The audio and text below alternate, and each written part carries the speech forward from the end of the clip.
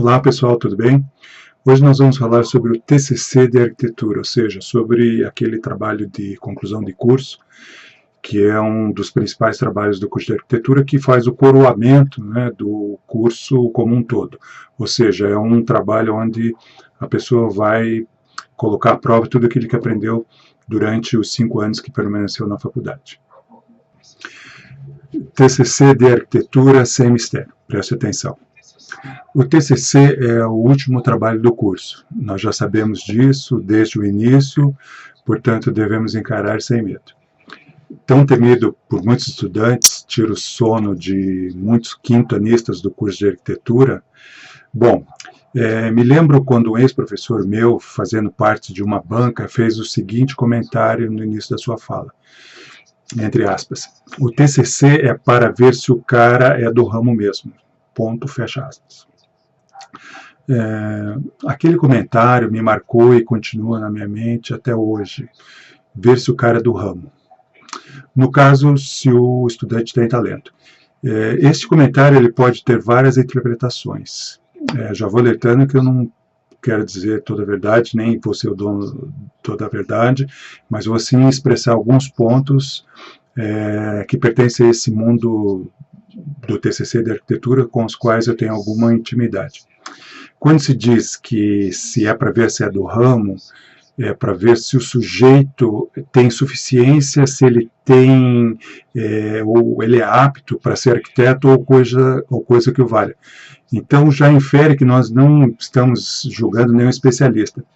Na verdade, eu gosto de saber se o estudante efetivamente ele aprendeu a metodologia de projeto e se o projeto reflete essa metodologia, o que seria o melhor dos dois mundos aí. Bom, talvez o meu velho professor lá quisesse dizer mesmo se o cara tivesse talento mesmo. Bom, e para mim, se tem talento, não precisa de muita coisa para se fazer o projeto. Mas isso é para poucos arquitetos. Corbusier, Mies, Niemeyer, só citando os modernos aí como exemplo. E para nós, pobres mortais, né, cabe o esforço de aprender a fazer arquitetura, né, ou seja, dominar a metodologia projetual. Facilitando a vida dos estudantes, vamos simplificar e identificar pontos importantes nesse processo, visando um TCC tranquilo. Todo estudante ele adora complicar, e eu já explico por quê. Porque o estudante ele tem uma autonomia bastante grande para produzir o seu trabalho. A começar pela escolha do tema, por exemplo. O tema final ele deve refletir a afinidade do estudante com algum assunto pretendido. Deve ter alguma familiaridade, porque isso ajuda muito. Por exemplo, se ele gosta de música, estudou música, cai bem um tema que envolve a música. Tem um esportista na família, então, gostou de algum tema de anos anteriores, então ele pode se aprofundar em algum desses temas. Recomende-se não pender para temas da moda ou temas muito recorrentes. Por quê? A banca já está saturada e ela vai cobrar do estudante alguma colaboração a mais do tema, não deixando passar nenhum descuido, né? Ao contrário, se você inovar na temática, a banca ela tenderá a ser mais condescendente na avaliação, dando o benefício da originalidade e da ousadia. O terreno. Bom, já existem aqueles terrenos coringas que sempre aparecem nos TCCs. Então, uma das vantagens é que esses terrenos, você já sabe muita coisa sobre esse terreno e sobre o que ele pode oferecer, e no caso de se escolher um terreno inédito, o que se deve levar em conta é que é você quem vai escolher. Isso quer dizer o quê? Que você deve facilitar as coisas para você lá na frente. Leve em conta, por exemplo, os acessos, a orientação, as visuais, a topografia, bom, coisas básicas que você já viu, né, em tempos anteriores, né, mas não sei por que os estudantes esquecem essas coisas. O terreno ele deve potencializar o terreno proposto. De que maneira? Terrenos fora do padrão, geralmente, perdem soluções fora do padrão. Terrenos originais vão gerar projetos originais. E isso é ouro por arquiteto. A inserção urbana ela deve ser considerada como chave na escolha do terreno. Então a paisagem quase sempre ela é ignorada, ela sempre ratifica um bom projeto, ela dá um aval e dá completude. Então nenhum projeto é bom, né, se ele não for bom para a paisagem. A grosso modo, o que se espera num projeto de arquitetura, ou desculpe, a grosso modo, o que se aprende num curso de arquitetura é a relação dos usuários com o edifício e a relação do edifício com a cidade. O programa de necessidades. Além do mínimo que se exige à temática, deve haver uma colaboração do estudante.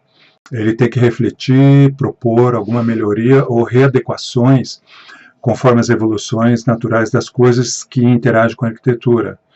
Por exemplo, os ambientes compartilhados, os mobiliários enxutos ou multifuncionais e a própria mobilidade. E por aí vai, né?